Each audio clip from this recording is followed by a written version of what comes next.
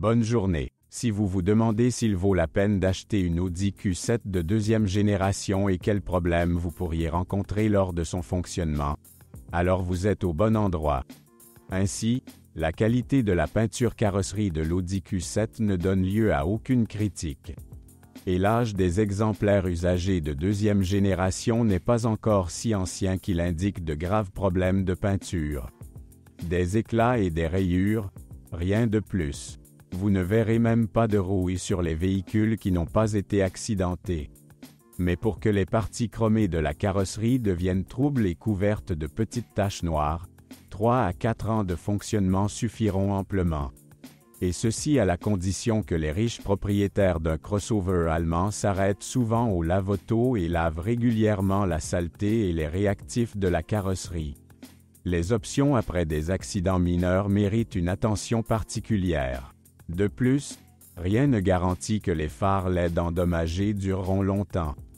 Un petit choc à l'avant de la voiture se termine généralement mal pour le régulateur de vitesse adaptatif, situé directement derrière le pare-choc avant. Les matériaux de finition haut de gamme sont chers pour une raison. Non seulement ils sont beaux et agréables au toucher, mais ils ont également une excellente résistance à l'usure. Grâce à cela, les propriétaires prudents, même avec un kilométrage de 150 000 km, ont l'air presque comme neufs. En même temps, il pourrait bien y avoir des grillons dans la cabine. En règle générale, ils apparaissent après un démontage de l'intérieur pour remplacer une pièce défectueuse, installer un nouvel équipement ou améliorer l'isolation phonique. Lors du choix d'une Audi Q7 d'occasion, vous devez faire attention non seulement aux matériaux de finition, mais également au toit panoramique. Au minimum, avant d'acheter, vous devez vérifier que le mécanisme d'ouverture fonctionne correctement. C'est encore mieux si l'étanchéité du toit panoramique peut être vérifiée. Il y a beaucoup de systèmes électroniques dans le crossover allemand. Leurs performances devront être vérifiées longuement et soigneusement. En moyenne, le système d'entrée sans clé tombe en panne plus souvent que les autres avec des kilomètres allant jusqu'à 100 000 km. Du fait que l'étanchéité des poignées de porte laisse beaucoup à désirer, l'humidité endommage progressivement le système. Si vous ne souhaitez pas payer trop cher à l'avenir, il est conseillé de rechercher généralement la version de base du crossover. D'ailleurs, même son niveau d'équipement ne peut qu'être envié. Une nuance intéressante. Les versions bien équipées de l'Audi Q7 étaient équipées d'un combiné d'instruments numériques. Il existe une opinion selon laquelle il est impossible de modifier le kilométrage s'il existe un tableau de bord virtuel. Cependant, des vendeurs malhonnêtes ont même trouvé un moyen de sortir de cette situation apparemment désespérée. Le combiné d'instruments numériques d'origine est simplement remplacé par des instruments à cadran classique. Bien sûr, la voiture est privée d'une option importante pour beaucoup, mais en même temps, le kilométrage est miraculeusement réduit, par exemple de 300 à 120 000 km. Bien entendu, le prix de la voiture est également réécrit, mais cette fois, en grand. La nouvelle Audi Q7 est désormais vendue uniquement avec un 6-cylindres diesel 3.0 TDI développant 249 chevaux. Si vous jetez un rapide coup d'œil aux spécifications techniques, il peut sembler que le même moteur a été installé sur la Q7 de première génération, mais ce n'est pas le cas. Malgré le même volume et la même valeur de puissance, il est impossible de mettre un signe égal entre les moteurs 3.0 TDI utilisés dans les différentes générations du modèle. Au changement de génération, le moteur a été modifié, mais tous les changements ne lui ont pas profité. En particulier, sur le moteur diesel de 3 litres, il y avait un problème d'usure des accouplements d'arbres à cames, dont les propriétaires de la première génération du modèle n'avaient même pas entendu parler. La ressource de la chaîne de distribution de gaz a sensiblement diminué. Si sur la première Audi Q7, cela a duré jusqu'à 200 000 km, vous pouvez désormais entendre la chaîne de distribution sonner déjà avec un kilométrage de 120 à 150 000 km. Bien entendu, outre la chaîne, son tendeur doit également être remplacé. Les injecteurs sont devenus plus sensibles à la qualité du carburant. S'ils commencent à déborder, les réparations peuvent s'avérer très coûteuses. Étant donné que les grands crossovers équipés de moteurs diesel sont achetés pour rouler beaucoup, il est peu probable que vous puissiez trouver une Audi Q7 3.0 TDI avec un kilométrage inférieur à 150 000 km sur le marché secondaire. Par conséquent, vous devez immédiatement être conscient du fait que les problèmes typiques d'un moteur diesel liés à l'âge se feront sentir.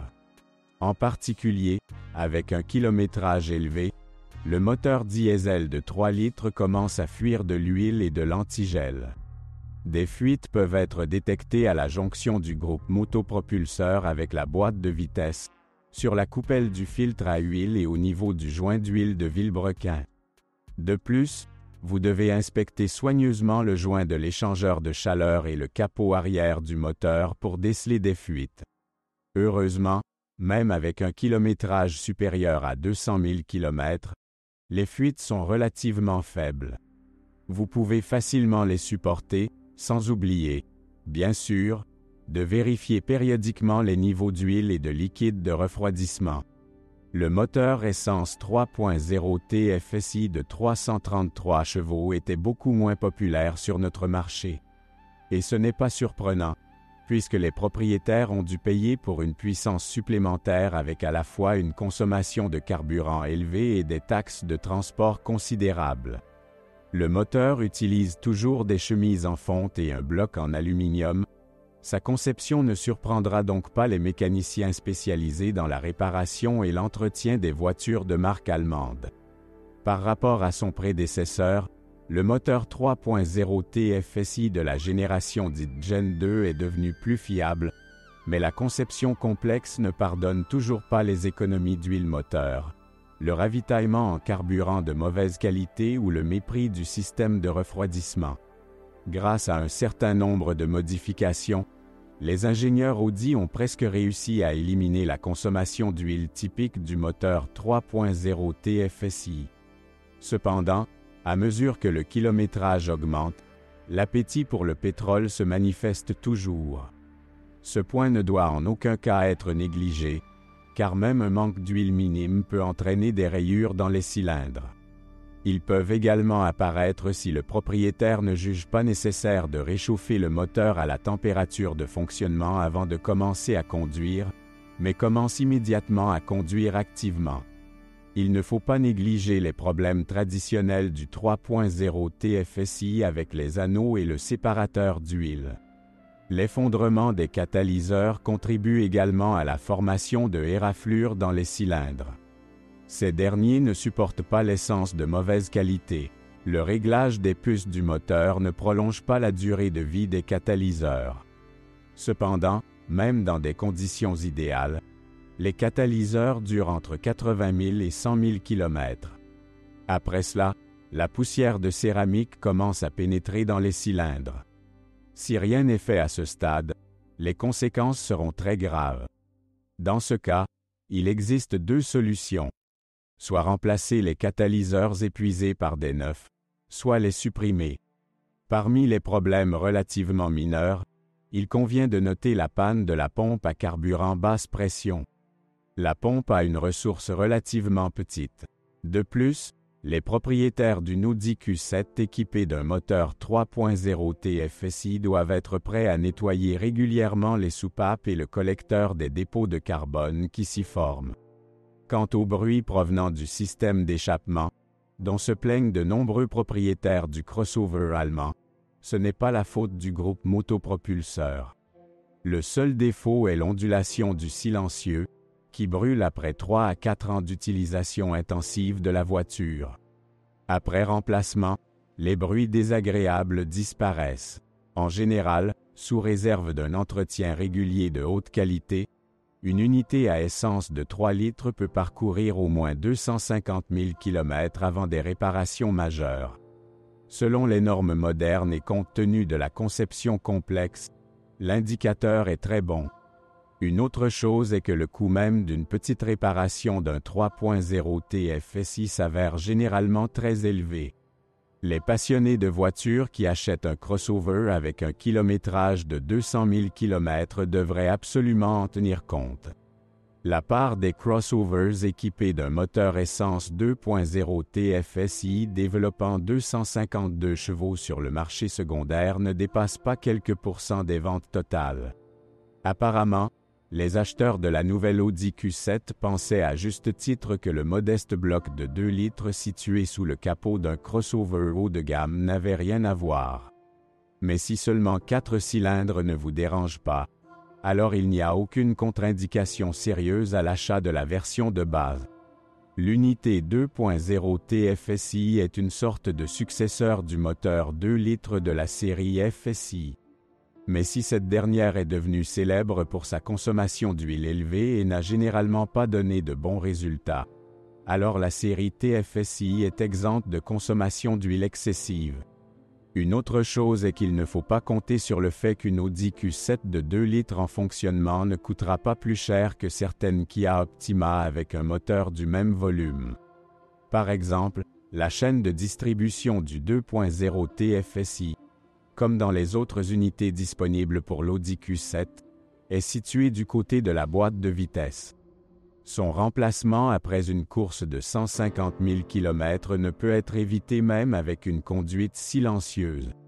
Et comme le remplacement de la chaîne de distribution implique la dépose du groupe motopropulseur, même cette opération planifiée coûtera cher. Si vos possibilités financières ne sont pas illimitées, lors de l'achat d'une Audi Q7 d'occasion, vous devez immédiatement supprimer les options de réglage des puces du moteur. De plus, cela est vrai aussi bien pour les modifications avec un moteur diesel 3.0 TDI que pour les crossovers avec un moteur à essence de 3 litres. Premièrement, personne ne booste le groupe motopropulseur pour conduire silencieusement, et même avec un entretien approprié, une conduite agressive ne fait que contribuer à réduire la durée de vie du groupe motopropulseur. Deuxièmement, personne ne peut garantir que les composants restants, la boîte de vitesse, la suspension et le système de freinage, ont été modifiés pour tenir compte de l'augmentation de la puissance du moteur. Mais si l'argent n'a pas d'importance, alors pourquoi pas? Le même moteur 3.0 TFSI a un énorme potentiel de boost. Même à l'étape 1, à condition d'utiliser de l'essence à indice d'octane de 98, le moteur de 3 litres développera 420 à 440 chevaux au lieu des 333 chevaux standards. Avec les modifications Stage 2, la puissance peut être augmentée à 470 chevaux. La transmission automatique à 8 rapports a fait ses preuves. De temps en temps, les propriétaires se plaignent du fait qu'ils changent de vitesse avec de légers à-coups, mais avec des courses allant jusqu'à 120 000 à 150 000 km, ce n'est certainement pas la faute du composant mécanique de la transmission. Il suffit de mettre à jour le logiciel de la box, et les tremblements disparaissent immédiatement. C'est une autre affaire si la boîte commence à démarrer dans une voiture avec 150 à 200 000 km. Dans ce cas, il faudra tout d'abord en rechercher la cause dans l'usure des pièces de la boîte. Avant une révision majeure, la transmission automatique Audi Q8 devrait durer au moins 250 000 km. Mais seulement si le liquide de transmission est remplacé tous les 60 à 70 000 km et si vous conduisez plus ou moins prudemment. Si le moteur a subi un réglage des puces et que la boîte de vitesse reste inachevée, il ne faut en aucun cas compter sur un tel kilométrage avant les premiers problèmes sérieux. Si pour le crossover Volkswagen Touareg associé, il était possible de commander moyennant des frais supplémentaires à la fois un réducteur dans la transmission et des verrouillages arrière et centraux forcés, alors pour l'Audi Q7 de deuxième génération, ces assistants tout-terrain indispensables n'étaient pas disponibles à tout prix. Ayant équipé le crossover exclusivement d'une imitation électronique de serrure et d'un accouplement de roues arrière, Audi a clairement indiqué que le 7e n'avait rien à voir dans des conditions tout-terrain sérieuses. Cependant, les crossovers coûteux quittent rarement l'asphalte déjà lisse. Le fait que le système de transmission intégrale de l'Audi Q7 soit simple par rapport aux normes modernes doit être considéré comme une bénédiction, car le crossover allemand n'a aucun problème avec cela. Ce n'est que si la voiture doit souvent remorquer une lourde remorque ou rouler constamment dans la boue ou la neige profonde que les composants de la transmission intégrale peuvent devoir être remplacés quelque part après un kilométrage de 150 à 170 000 km. Si pour le Volkswagen Touareg SUS mentionné, une suspension à ressort conventionnelle était disponible, l'Audi Q7, en tant que modèle formellement situé un demi-ton plus haut, était équipé d'une suspension pneumatique. Structurellement, c'est plus complexe et, en théorie, cela devrait poser bien plus de problèmes.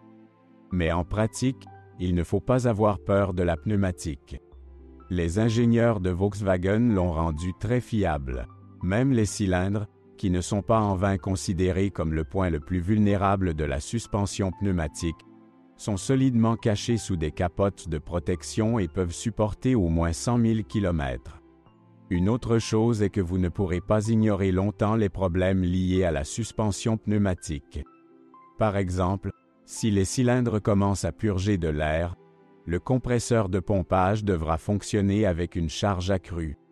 Naturellement, cela affectera négativement sa durée de vie.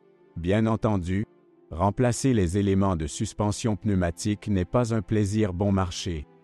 Mais vous pouvez économiser de l'argent en remplaçant les consommables défectueux. Heureusement, il existe sur le marché suffisamment de pièces de rechange pour la suspension pneumatique du crossover allemand, certes non originale, mais de qualité tout à fait correcte. À propos, vous pouvez même évaluer visuellement les performances de la suspension pneumatique. Après la fin du mouvement, la suspension s'affaissera rapidement.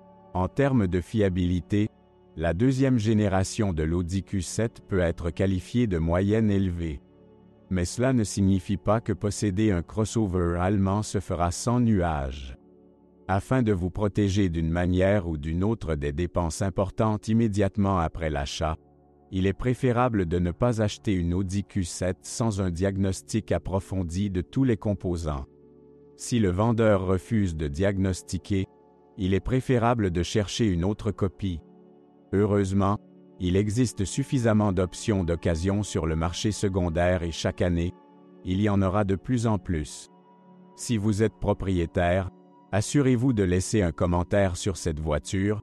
Votre avis aidera certainement les autres à choisir une voiture.